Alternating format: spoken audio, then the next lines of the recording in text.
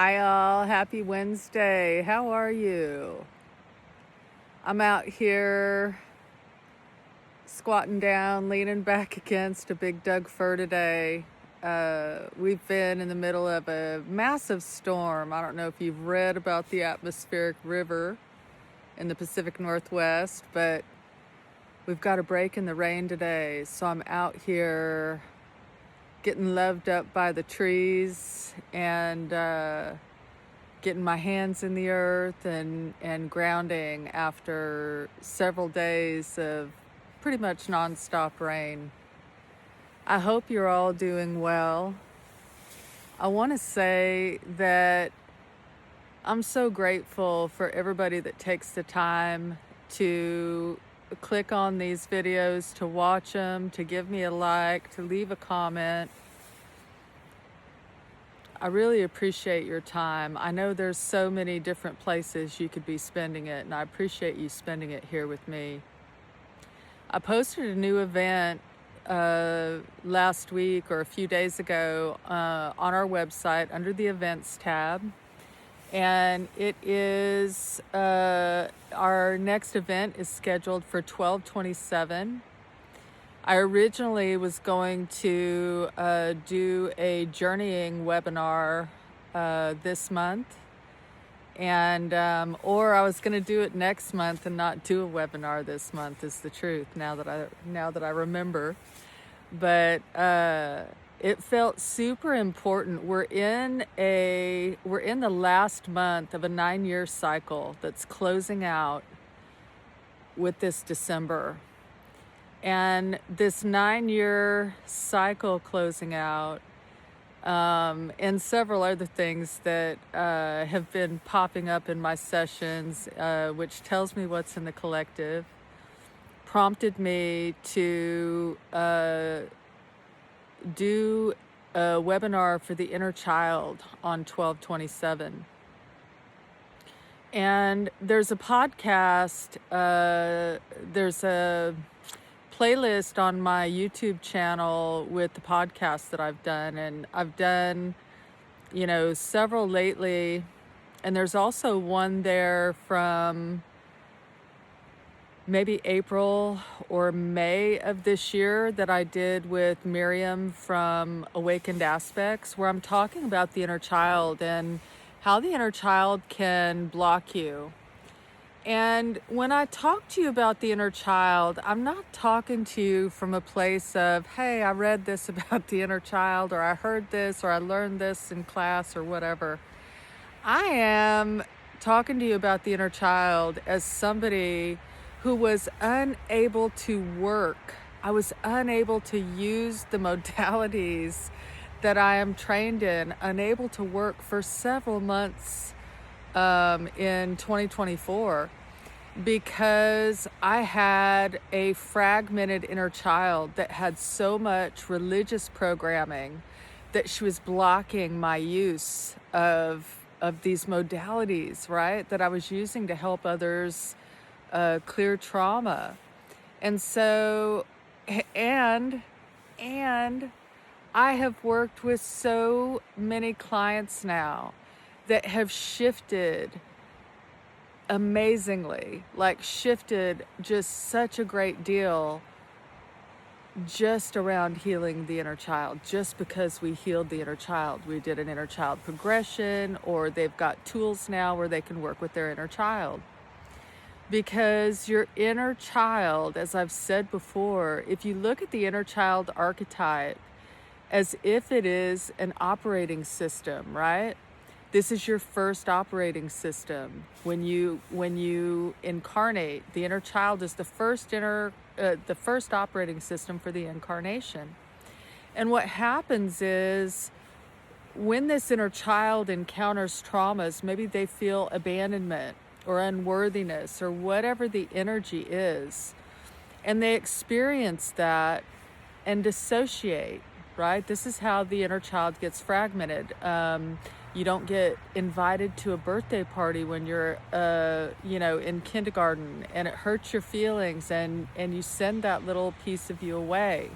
Well, then as an adult, when unworthiness is triggered in your field, you actually revert back to that kindergartner that didn't get invited to the birthday party, right? And so what it does is it turns off the inner adult operating system and turns back on the inner child.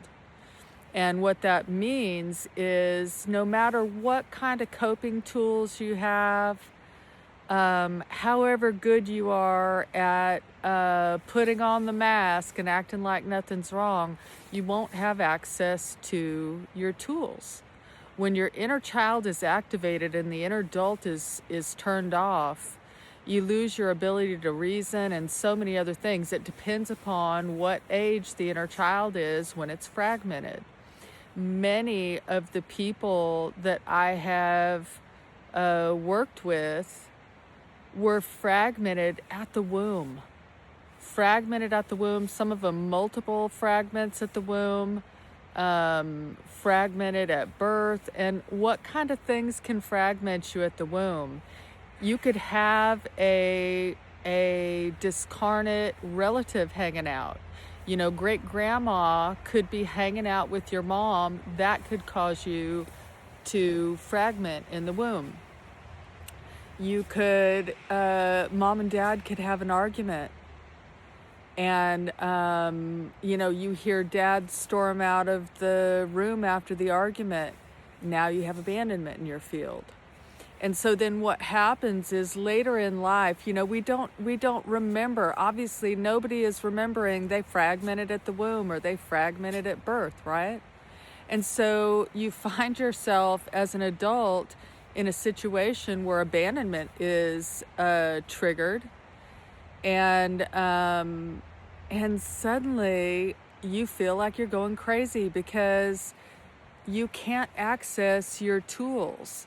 You know, you're triggered and you're sent back to that original operating system, and you're with a being that's in the womb. So it's like you are at work trying to perform your job with the skills that you had at the womb. So it's an important one to heal.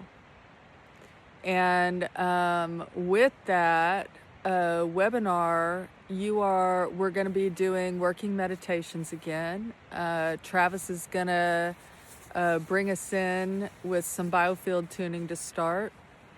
And you're going to come away from this webinar with real life now tools that you can use, things that you can use to get your inner child soothed and back into your adult, and exercises that you can repeat.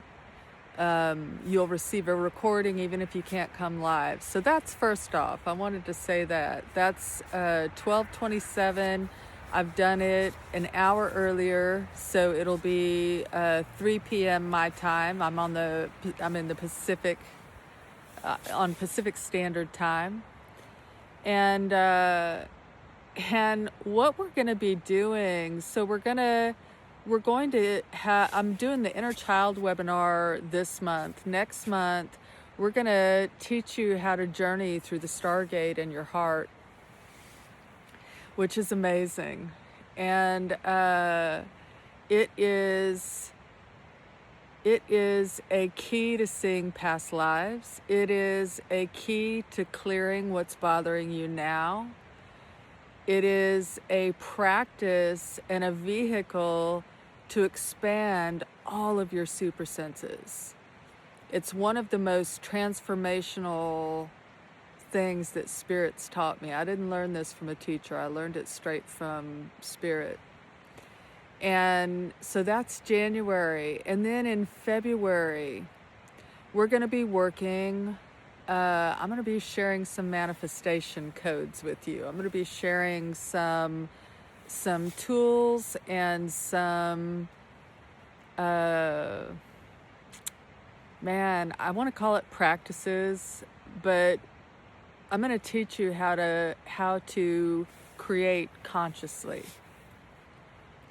And, you know, you guys have seen where I live. I live in a national forest, and I'm surrounded by birds. I'm surrounded by wildlife, which is my happy place for sure. It's my happy place. It's where I've gone to my whole life. When someone would tell me to go to my happy place, I would go to a forest, which is funny because I was raised in Saudi Arabia and I was raised in a desert. I was not raised in a forest. So when I talk about manifestation, just like when I talk about inner children, I'm not coming from a place of teaching you manifestation from something I learned in a book. I'm going to teach you about manifestation from the point of somebody who has manifested what I'm pretty sure is another dimension. I don't think I'm living I think I'm living in my own dimension over here, or we are. But I look forward to that because, you know, there's so many creative people out there. There's so many beings out there creating unconsciously. And I was talking to a musician the other night, and I was asking her, when you play, what intention are you setting for the music you play, right? Because as a musician, as a creative myself, even when I create these videos, I'm setting an intention. I'm setting an intention that these videos reach the people that they're meant to reach, the people who need their inner child healed or would benefit from knowing how to journey through their heart, that would actually use tools and begin to consciously create, because most folks are creating from a place of unconsciousness. And every creative act, you know, when you are creating food, set the intention for what that food is creating. Is it creating health in your body? Is it creating a better night's sleep? Is it creating a feeling of comfort? What are you creating with the energy you are putting into bringing something to fruition, right? When you're creating music, if you're a musician and you're paying your bills by being a musician, set the intention that every time you play, you bring more people in that desire you to play for them, or everything, every act you commit, right? We're creative beings. Sexual energy is creative. There are so many ways we create every day unconsciously, and this is part of what's wrong on the planet right now, is that we have a lot of very powerful people that have forgotten they are.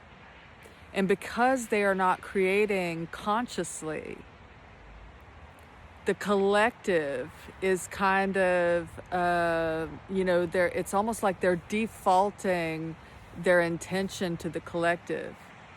And if you look at what's in the collective right now, it's a little bit of a mess. You know, people are spinning out. People are in fear and anger and division. This is not where we need to be, and definitely not where you desire to be when you're creating, right? When you're creating intentionally, you are focusing on what you desire more of in your life. And when things pop up in your awareness and you find yourself fixating on something that is, what we would call an issue or a challenge, you've got a problem, more than the issue and challenge, right? And the problem is that focusing on that is going to create more of it. It's going to perpetuate whatever the issue is. So so think about that this week. Think about it while you're, wrapping packages if you celebrate Christmas, while you're putting decorations up, while you're setting the table for your family. What is your intention as you do this? Create intentionally. set that table with the intention that every place setting, bring peace into the family, or whatever it is you desire to create more of. We are so powerful. We are so powerful. And the more of us that wake up to the realization of how powerful we are, the faster the planet will shift.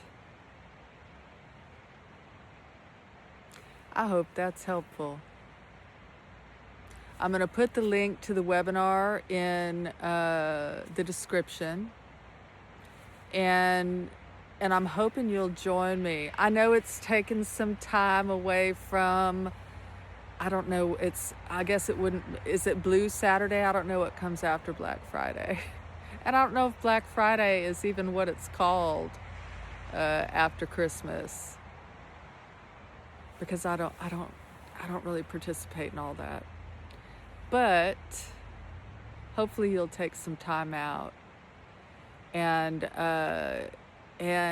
take advantage of this energy of this cycle from 2016 that's closing out in this month.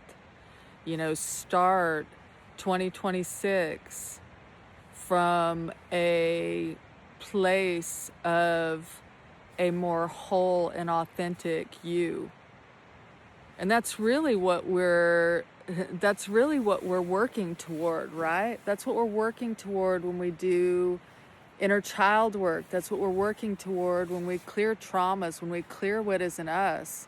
What we're after is our most authentic self, because this is where the magic is. The magic is not in being like anyone else. The magic is being the most authentic you can be, right? I'm sending you guys so much love. I don't really want to take my back off this tree. It feels so good out here after being cooped up for several days. I mean, I've been out a little bit, but it's been pouring buckets, so I've mainly been in the house. So I'm going to sit out here with Doug for a little bit more. And I'm sending you guys tons of love. I'll see you soon.